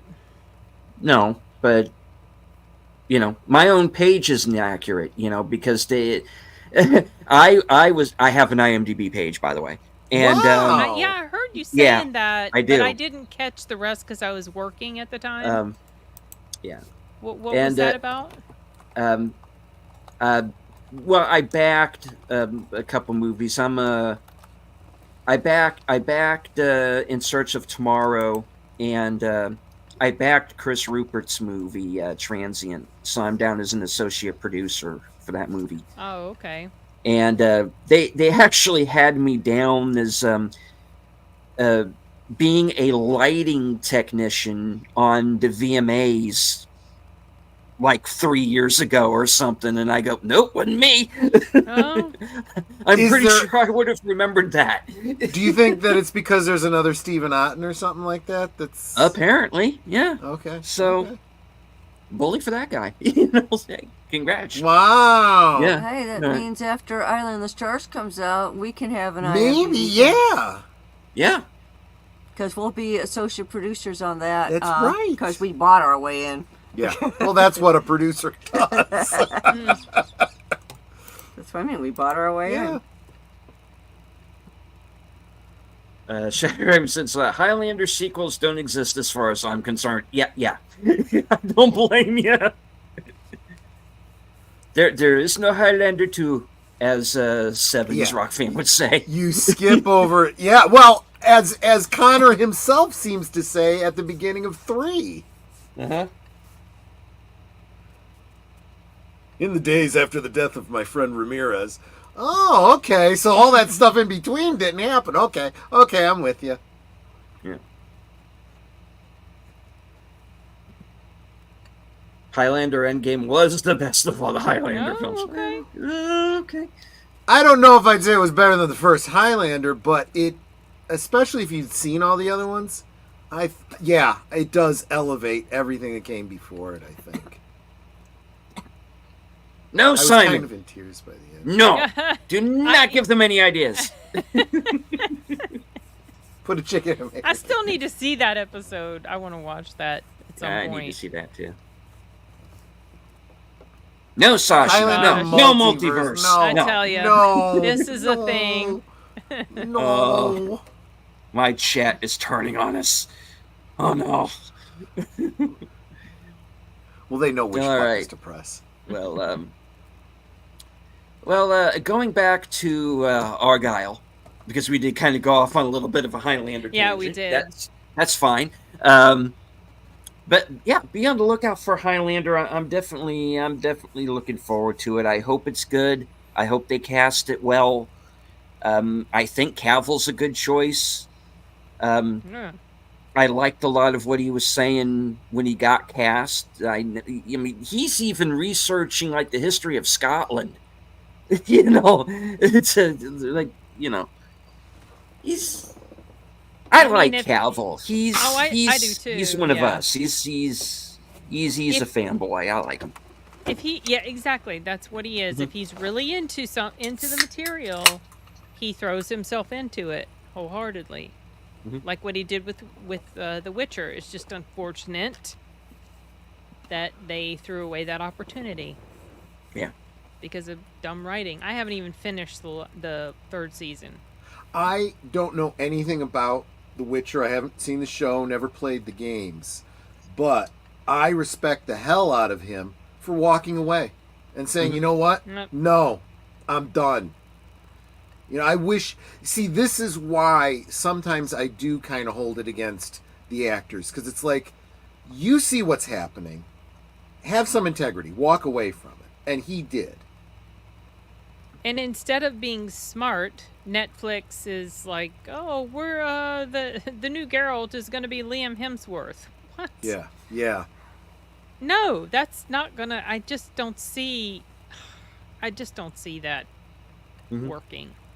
And we both like that, and we both like Land of Bad, and he's in that, and he's good in it. But He was as fine to, in that. Yeah. as to it's Witcher, nothing against him. no. It's just I don't think he's suited for neither that do I. role at all.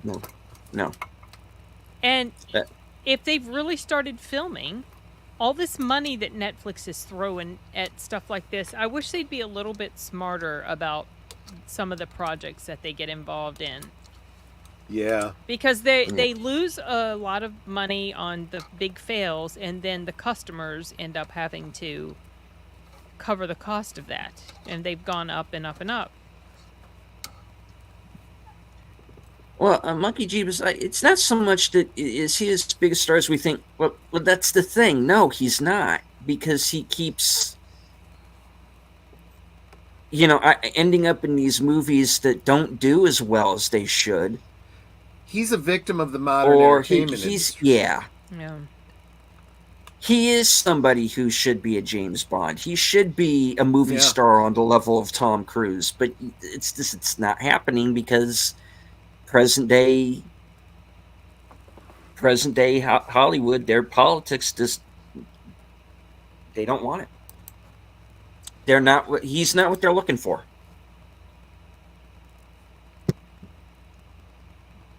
And it's too bad. Now, if he'd All come right. out as trans, he'd be all over the place. He probably would. Yeah. So, any final words on Argyle? When I see it, I'll make sure I wear the right socks. All right.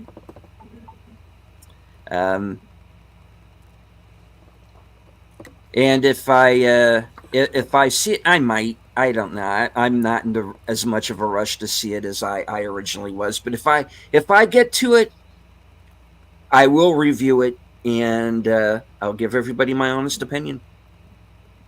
Okay. Yeah. This was one of the most anticipated for me for 2023, and it didn't really live up to, I guess, the expectation. Even though I didn't hate it. I just, it could have been better.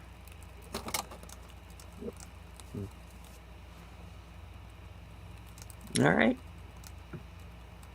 Moving on to our next topic, and this is something I wanted to say for the last part of the show, because this is a movie that has been of interest to not only to me and to Aged Boomer, but also Sin as well. And this is a movie called Late Night with the Devil. And this was a movie that played on the festival circuit in 2023, and then kind of disappeared. But now it has finally received a release date, and this is the story here from Bloody Disgusting. It says one of the most hotly anticipated horror titles of the year is Late Night with the Devil.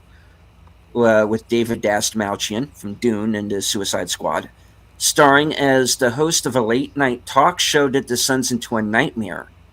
The official MPA rating has arrived this week, signaling that the horror release is just around the corner. Shudder. Okay. Yeah. Scrolling down. March.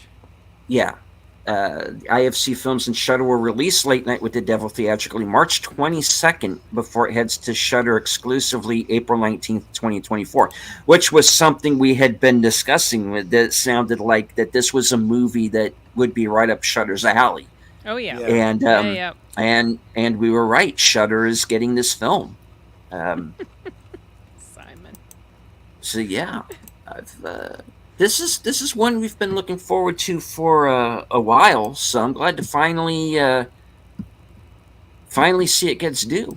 Yeah, and it's not too far away, so that's good. That can be the name of this live stream. Well, oh, okay, but which one of us is the devil, though? Right, that's what I want to know. Ooh. So it's something Adult Swim would air. Probably. Sounds interesting. It does. Yeah. It's an interesting story. I'll be watching it. Definitely looking forward to this one. The premise sounds kind of different from anything we've seen before. Mm-hmm. Mm-hmm. I just wonder if the theatrical release is going to be wide or just select theaters. I guess we'll find out. This March 22nd, so I'll be back from California at that time. I'll have a chance to check it out if it comes to a big screen near me. If not, I'll just see it on Shudder. Yeah.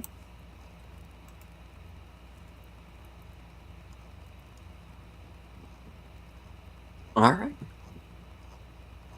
Yeah. Moving on. This is Creature Features tube channel could run it eventually too. Yeah, I would think they might. I don't know if anybody here has seen the Creature Features channel, but they yeah, they have they do horror movies. It's kind of like a Svengoolie kind of thing. Mm-hmm. Yeah, interesting channel.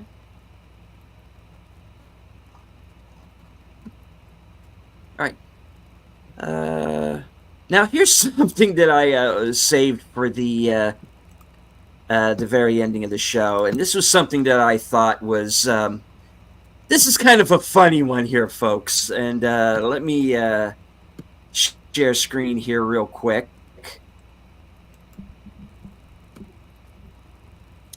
Leonardo DiCaprio was, quote, paging through Victoria's Secret catalogs on a set of Blood Diamond, director claims.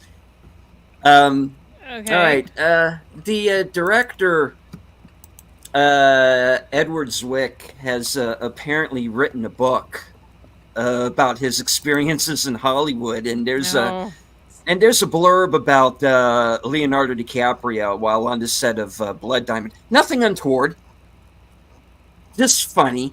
And there was this line in there that I thought was very funny. And here's our pal that we mentioned earlier in the show. I am losing track of my screens here. Sorry. Whoops. One moment, folks. Technical difficulties. Please stand by. I need a producer. Okay. All right. Is everybody seeing this? Let me blow it up. It's just this Bilge Iberi, who we mentioned earlier, was we read off his review of Argyle. He says, fantastic anecdote featuring Leonardo DiCaprio and Jennifer Connelly in Ed Zwick's extremely enjoyable new memoir.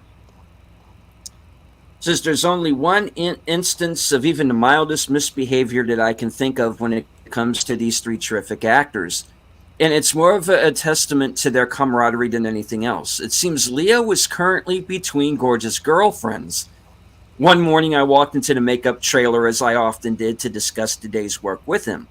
I found him in the chair waiting for his turn and noticed he was paging through a Victoria's Secret catalog.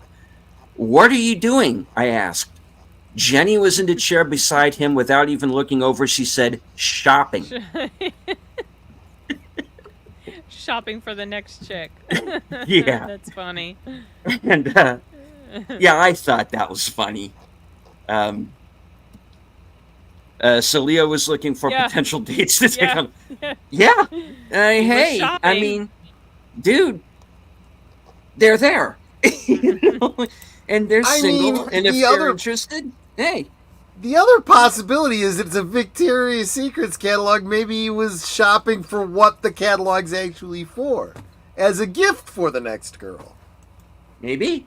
Pre-planning could be. Yeah. Hey, I like you. You'd look good in this. Put this on. That's funny. Or for himself. I'm not one to judge. Oh my. The visual of that, the mental image. So yeah, I thought we could just like wrap up the show on kind of a funny note. I ran into that just before we went on, and That I was thought, funny. oh, okay, I gotta seen bring that. this on. All right. Good stuff. Mikey and Shadow are talking about the Creature Features channel here. Tangela, yeah, that's a character in the show. Tangela, Vincent Livingston, yeah.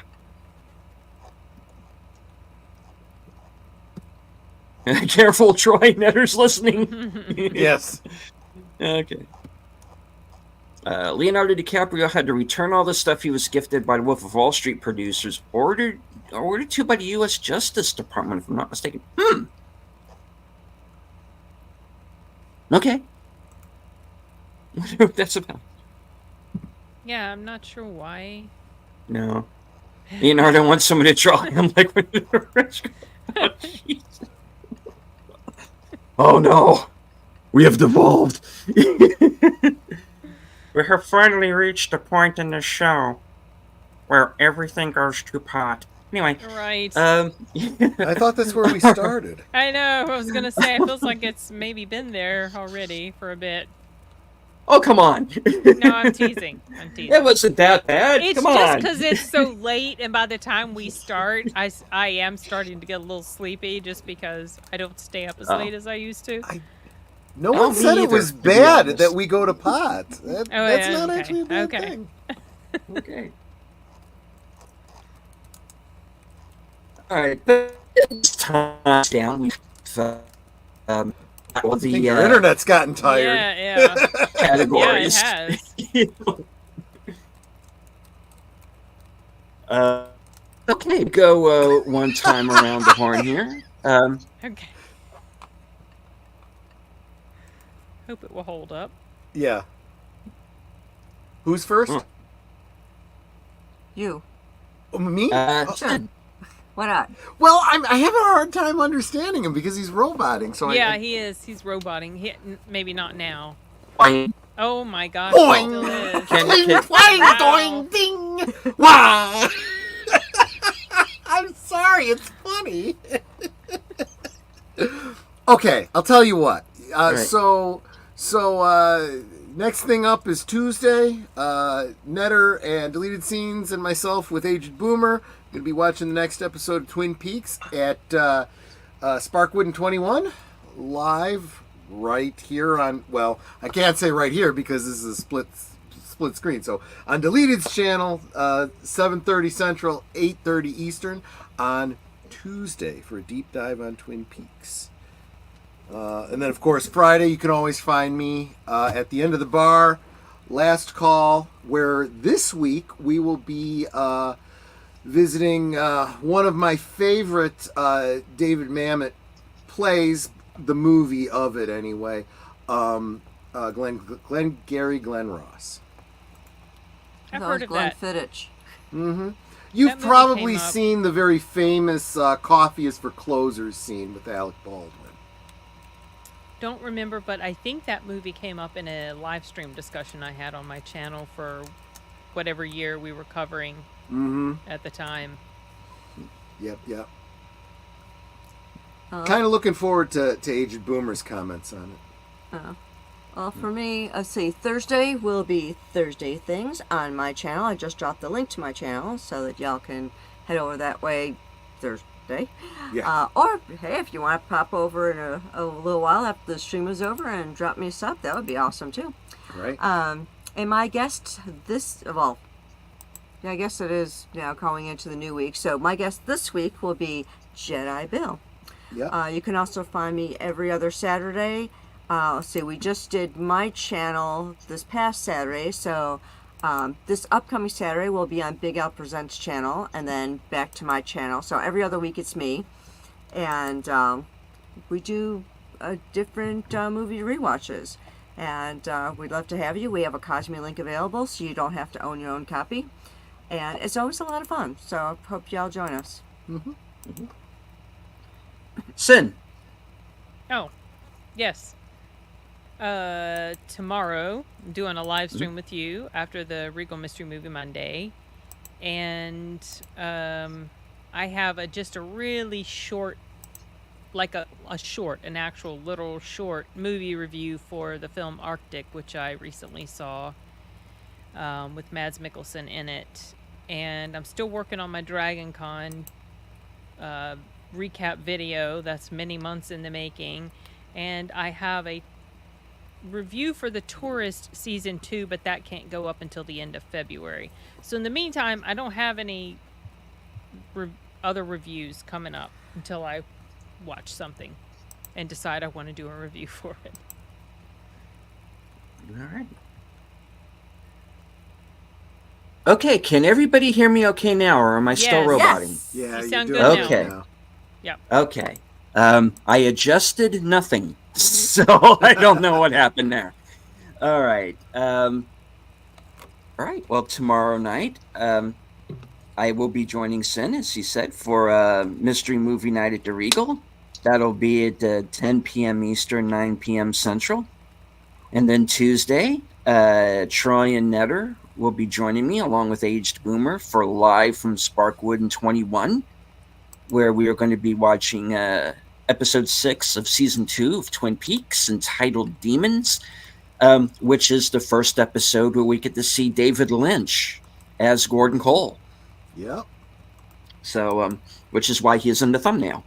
And all right, and that'll be at 8:30 Eastern, 7:30 Central. And then you can catch me Thursday night at 11:30, right after Thursday Things, for the weekend update, which is my chance to touch base with my subscribers, both old and new. And Oh, I yes. got- Speaking of that, yes. What There's a happened to few your more. channel? what happened to mine? Yeah, like we didn't talk about it at all on this stream. Your channel has exploded since last Yeah. Yes, it has. week. Yeah. And Times the amount of let subscribers me- he did. let me boot that up here real quick and get that on the screen. I've had a bit of a subscriber leap in the last week. Just a bit. Yeah, I was sitting at 327 when we did this broadcast last week, and now I am at, as of the moment, 912. So See, I'm that's- edging ever closer to. That's huge. That's tremendous. And Troy was speculating that it was because Chris showed up during the stream last week, but I don't know about that, Troy, because it's not like Chris brought his whole channel here. No, So I don't know what I'm sure it's a combination of things. Let's face it. I joke. is there a video that took off or something? there was. Okay. Yeah. There was Okay. there was a video that did go viral and got pretty heavily promoted and Okay. sent a number of subscribers my way. And when I figured it was maybe going to be okay, this will give me like a 50 or 60 subscriber jump, I was not expecting several hundred.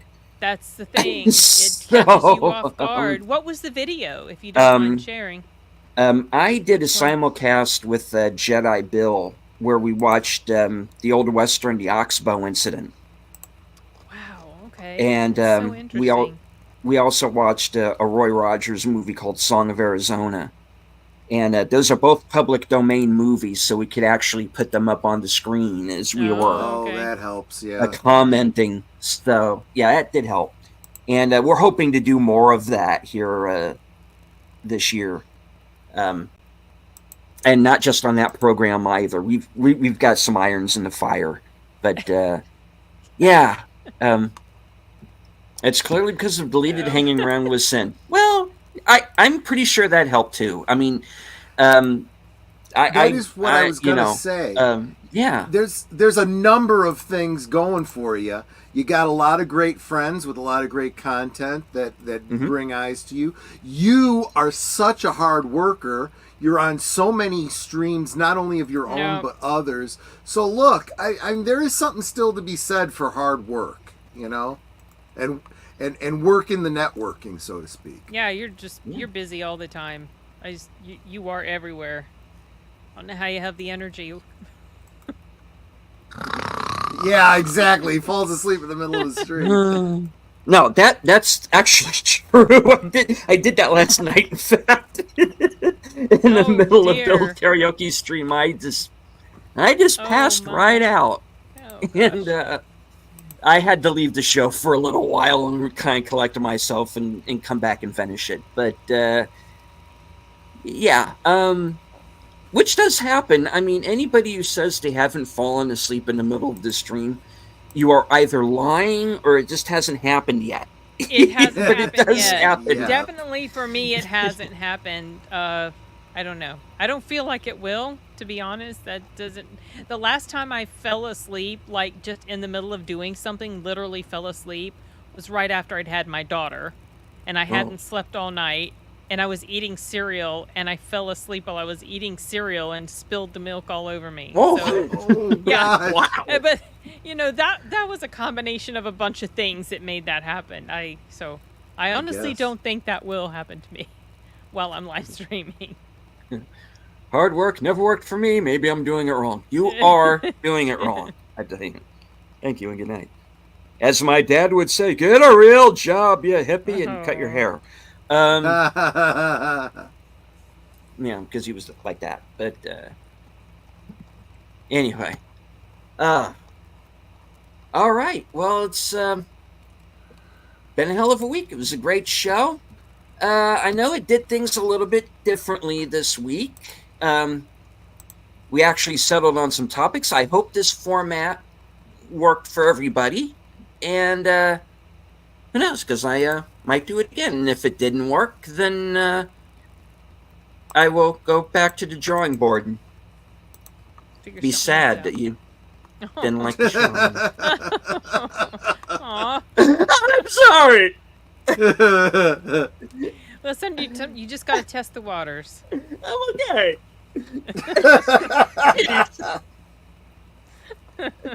I just wanted to give you a good show.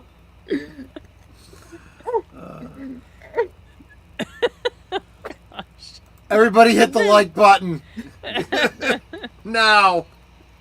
I am just for you. I'm sorry. And his internet being so slow and Yeah. And it see. just And scene. oh gosh. Gosh. Okay. Good stuff, guys. Take care. Hard Carl. work. Never do today what you can put off tomorrow. Thank you. Naps take me by tactical overthrow. I know I'm older, but some days the 4 p.m. hour hits and my body says, I don't care what you want to do. I'm taking a break. Yeah, that's happened to me too. All right. Take care, everybody. Thank you. I always call him Frog. Thank you, Frog. Take care. At the last moment, entry. Jedi bid. No. I fell asleep. And then I We were had just talking about that. We were, and then we I were falling had asleep computer too. problems. Oh. Well, Sorry. we are. That's quite all right. We are about to actually wrap the show, but since we have you here, just to go back to like the top of our show here for a moment, you did do a live stream concerning the passing of Carl Weathers. Did you have anything that you wanted to say about him before we close out the show? Or He was a great actor. He'll forever be Apollo Creed, and he was just all around great actor, and he'll be missed. Indeed. All right, Mike in the chat. Take care, everyone, and go 49ers. I know okay, we seem to have some 49ers fans in the Oh boy. in the chat. And yeah, well, sorry folks, the Chiefs are going to win. The fix is in. All right. Because Taylor Swift, we all know it. Yeah. And hello, Connie. Bill, you're doing a Super Bowl show, right? Yeah, that's the plan. And what Gonna time you play is by that gonna play? It's probably, I think it's 4 p.m. my time. So yeah, the Super Bowl's in Las Vegas this year. Mhm. Oh yeah, that's right. Yeah. All right. So, Bill, while you have you here, what's on the agenda for your channel this week? Now we got well, therell be some karaoke on Wednesday and action theater There will be Hunt for October on Right. Thursday. Right. And I'm going to be simulcasting along with you for that broadcast. Mm-hmm. Right. And then Saturday,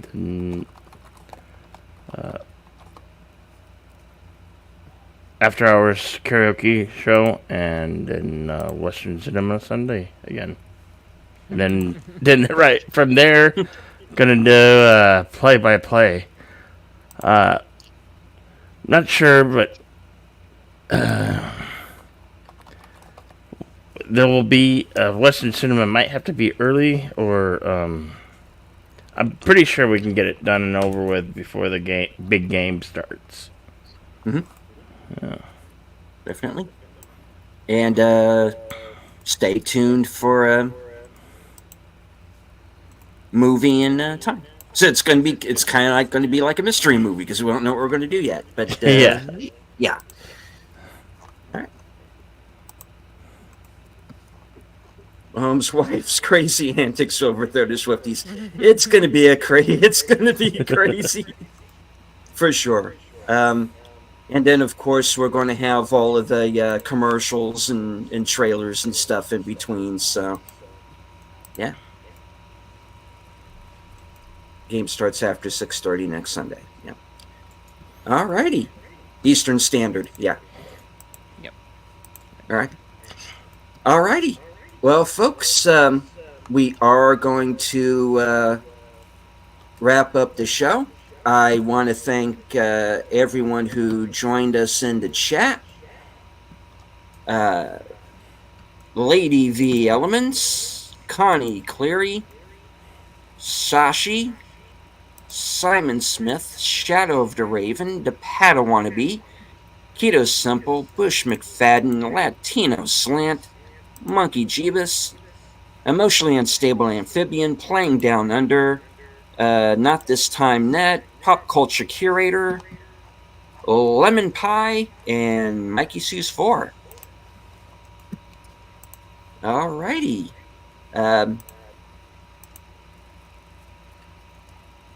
Any last words before we close it out? Nope.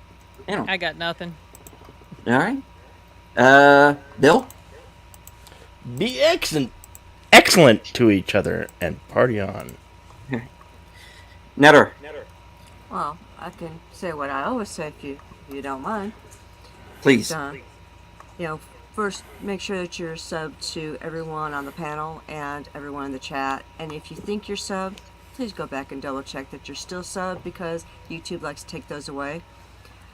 And how I usually end is we can talk amongst ourselves, and that's all well, good, and fun. But it is so much more fun when you guys are joining us in the chat and you're dropping your comments, questions, trivia, being goofy, whatever it may be. And it doesn't feel like we're separated by miles or continents in some cases. It feels like we're all hanging out in the same room, enjoying each other's company and having a great time. And you guys, you're not just our friends. You're our family. We love you guys, and we appreciate you so very much. You can be anywhere, and you chose to be here, which is so super encouraging. So thank you for joining us tonight. Thank you for sharing, your, like I said, your comments, questions, trivia, goofiness. And we'll definitely see you next time. God bless. Mm-hmm. I would like to thank everyone who joined us in the chat, both on my channel and on Sins, everyone on the panel, everyone watching along on Twitter. I can't see you, but I know you're there. I hope everyone enjoyed the show. We'll be back next week. From HQ in all points, north, south, east, and west. Good night, take care, stay strong, because this is how we win.